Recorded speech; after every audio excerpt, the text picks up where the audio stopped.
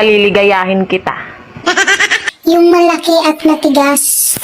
Baka pagdilat ng mata mo, wala ka ng damit. Love, kumati yung dede ko. Eh di ba sabi nila kapag kumati daw, nang bababae yung jowa? Kala mo di kita mahuhuli ha? Tamang hinala ka na naman. Maligo ka kasi. Kapag hinalikan ka ng jowa mo, huwag kang pumikit.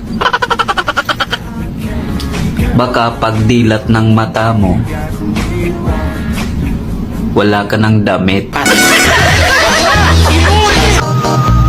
Hindi lahat ng masarap nasa mesa. Yung iba, nasa kama. Miss, sasakyan ka ba? Bakit? Magaling ako magmaneho. Joyride tayo. Miss, anong hanap mo sa isang lalaki? Yung malaki at matigas.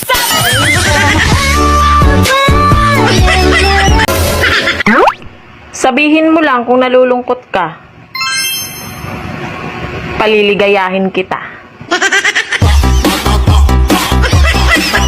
Real talk, kapag nilambing ka ng anak mo, tanggal yung pagod mo. At kapag nilambing ka ng mister mo, tanggal pati panty mo.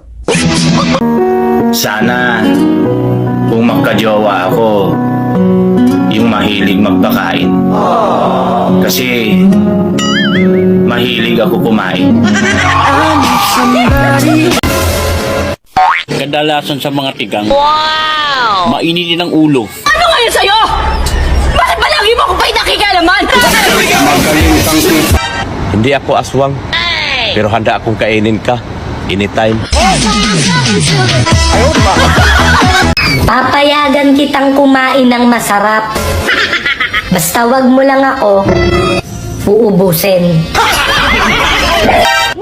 Ang true love, hindi hinihintay. Inaagaw yan.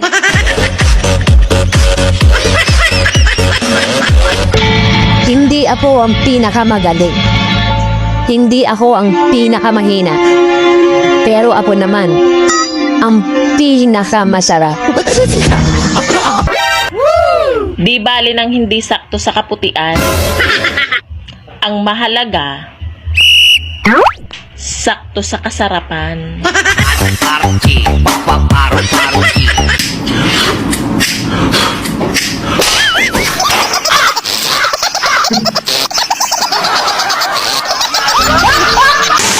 Ate, ang hirap din palang maging maganda, no?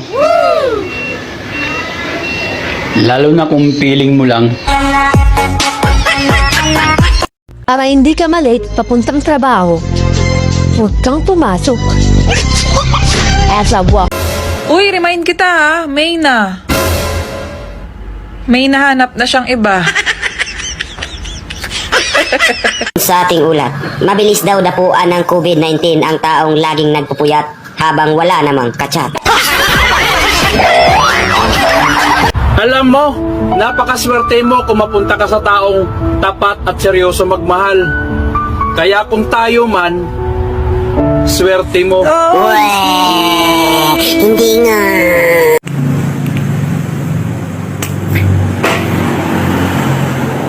Palangga? Kasi palangga? Uyab ni niya, kisam ka? Palangga ka sa Ginoo. Makadawat kagdaghang grasya karong adlaw. Hala, sorry. Praise the Lord. Hallelujah. Ang mga babae dito sa TikTok, pag nakita mo, ang sarap isama pa uwi sa bahay. What? Pero pag nakita mo sa personal, ang sarap umuwi mag-isa.